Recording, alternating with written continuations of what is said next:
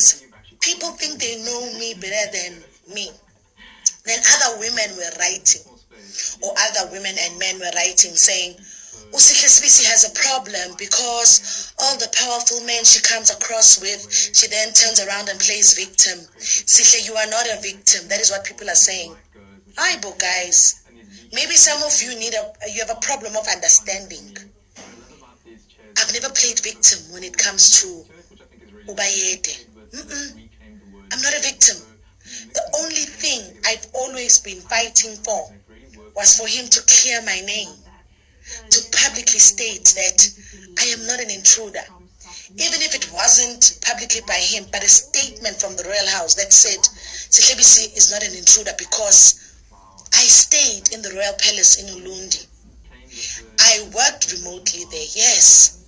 My children were taken to the royal palace in Ulundi and stayed for a week there. So what type of intruder is this? So yes, I still maintain I'm not a victim, but I was subjected to the emotional abuse because you people were quick to share it and share it and share it and call me names, just like you're calling me names now, saying she's a bitch, she's a whore, you know, all the names you can think of, you're calling me. Some of you have even shared the story and saying, let's discuss for 10 marks how Sihle Sibisi has a problem. Uthakathi Sihle Sibisi, how can she just meet powerful people and she plays victim?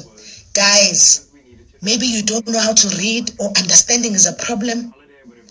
My only issue here, and the reason why I said GBVF is real, is because how many women out there are going through the most, and the very partners who they expect to stand up and speak for them are silent, and then their in-laws continue with the narrative that is not true.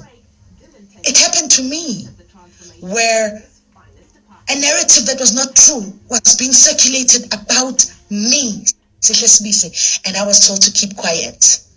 And the reason why I was told to keep quiet is because that story broke, I think it was about 2 weeks before the coronation, and I had ministers, politicians, family, elders calling me, begging me to not say a thing because I wasn't supposed to ruin the coronation. I did keep quiet. I kept quiet. And I allowed you guys on social media to continue trolling me and smearing me and smearing me and smearing me. Now, those who are saying Sihle Sibisi always meets men of power and she plays victim, Mamelan, let me educate you. Kwanele Foundation was born because, or let me say Kwanele Mfundisi was born because, yes, when I was 16, I was given to the church where I was victimized, abused holistically by the church under Philip Banda. And yes, I was subsequently human trafficked or taken to Nigeria, where the same modus operandi happened to me at the church of TB Joshua. And yes, we do advocate against gender-based violence and femicide against people who have been abused emotionally, financially, psychologically at the hands of pastors and the churches. We are not against churches, we are not against pastors, but we are against the abuse that people are subjected to. So those who are saying, no, this girl has a problem, this girl, every prominent person she comes across, she has a story about, no, I don't blame you. I don't blame you because it's either education or understanding is a problem. And you can write what you want, guys, because it shows how powerful Sihle Sibisi is, that you don't focus, you leave your problems and you're focusing on Sihle Sibisi, guys. Imagine. Number 3, what I want to clarify on record. Me, Sihle Sibisi, I do not have a negative relationship with Ubayede or King Misuzulu, Kazwelithini. Me, Sihle Sibisi, I am not part of the smear campaign that is being written or narrated or driven by factions of his family that are against him. Why do I say that? The audio that was leaked few days ago that was doing the rounds on TikTok. When a story came out saying Sihle Sibisi is an intruder at the Zulu royal house, we begged the royal family, we begged Bayede to say, please issue a statement to clear my name, because people are saying things about me that are not true. So we sat with a legal advisor who happened to be a friend to one of the legal advisors to the king. And we said, we need to clear my name because my reputation is getting ruined. People are saying all funny things about Sihle Sibisi. Sihle Sibisi is dead. And when you look at the poster, the number on the poster belongs to one of the sisters or a member of the royal family. That's how deep the smear campaign was. Now, that audio was, you know when you see a doctor-patient confidentiality?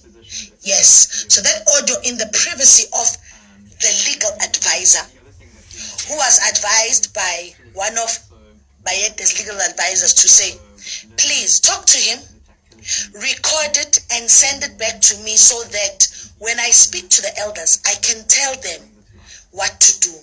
That's what happened. The legal advisor on my side recorded it, sent it to the legal advisor who's part of Bayede's team. This was last year when October, when I was trending that I'm an intruder. So the fraction or the section of people that are against the kingship of Ubayede, Misuzulu team, they got hold of this audio because one of the legal advisors who happens to advise the king shared this evidence with not only the king but some of the royal members. And Dugu 3 days ago, it's on TikTok, they are saying the king wants to kill Sihle Sibisi, as if it's a conversation that happened this year. It did not. It's a conversation that was even cut short that happened last year, October. Because from then, Bayede and I still talk. That is why in November, December, I hosted his brother, his fiance, some of the family members in my home. In my home. I even hosted his brothers to some of the events I was doing as Kwanele Foundation. So, uyashela ngiyaqoma. Medical support comprises a multifaceted and complex array of services and decisions, from diagnosis to treatment. Uyashela ngiyaqoma. Umnandi, right? October, intruder. Aibo. We beg, we speak to the legal advisor. The information is taken to the legal advisor in Durban. It is shared with the royal family and somebody leaks it. Then they drop it this year as if things happened this year. Guys, no guys.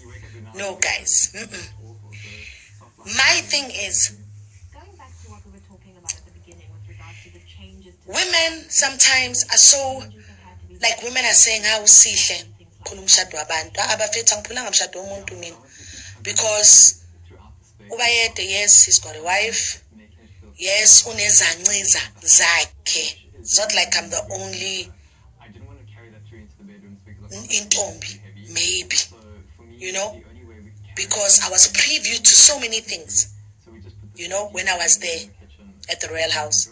And yes, the royal people know me. I'm not an intruder. So it is saddening that the newspaper comes out today and again, people are just insulting me left, right, and center, left, right, and center. Guys, if it's going to put food on your table, continue insulting Sihle Sibisi. But a case case had to be opened because all of a sudden I'm getting random calls from people I don't know who are threatening my life because they are saying I am part of the faction that wants to bring down the king. They are saying I'm part of the faction that wants to destroy the kingship. So I wasn't going to keep quiet and not go open a case because we have seen how assassinations are happening in this country. Moreover, I'm a single mom with 2 kids, and then the next thing I'm gunned down tomorrow. God forbid, what will happen to my 2 children? So I had to open a case. On top of that, the very video that is circulating on TikTok, if you guys took time to go to that very TikTok account and find out who is the owner of that TikTok account, that TikTok account is owned by one of the elders, an uncle of Misuzulu, who is Prince Ngongo, I think. And if you go into that TikTok account, there's absolutely nothing positive that they are saying about Ubayede. There's absolutely nothing positive that they're saying about Ubayede. So, what I'm saying is, there's absolutely nothing positive that they're saying about Ubayede.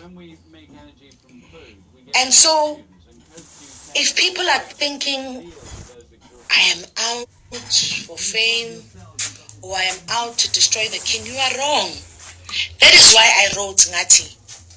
Whatever in-house fightings that are happening within the royal kingdom, can I not be involved, or can I not be made a scapegoat for those infightings? Because one, the owner of the TikTok account, I've never met him. I don't know him. When I was at the royal house, I never saw him. I've never met him. It's unfortunate that he got the audio. It's unfortunate that now that they are on this huge campaign to smear Sihle, that now all of a sudden they are leaking things as if it's things of yesterday. No.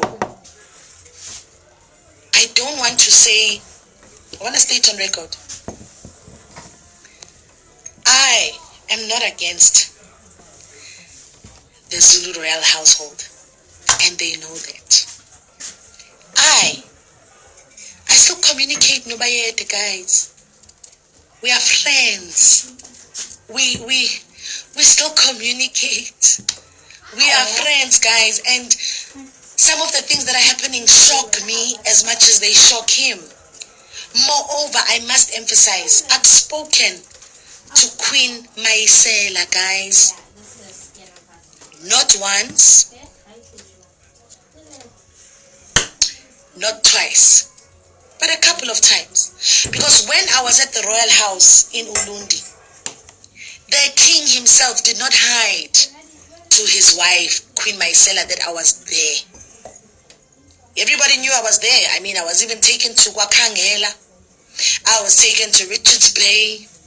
I was taken, she knew I was there. To a point where the king wanted us, me and Queen Maisela, to work together because I run a foundation, Ikwanele Foundation, and Queen Maisela has a foundation called Kamaskolo Foundation. King Ubayede utujolile noma ujolanga nobayeda mfethu sijolile, yeah, intimately so. Bengivuka emashidini girl, sijolile, are you happy? There, sijolile. And we're friends, we're buddies, we're best friends. But here's the thing, I've spoken to Maisela because the king himself wanted me and her to, I must advise her a bit in terms of her foundation, etc., etc., etc. To a point where we're supposed to meet.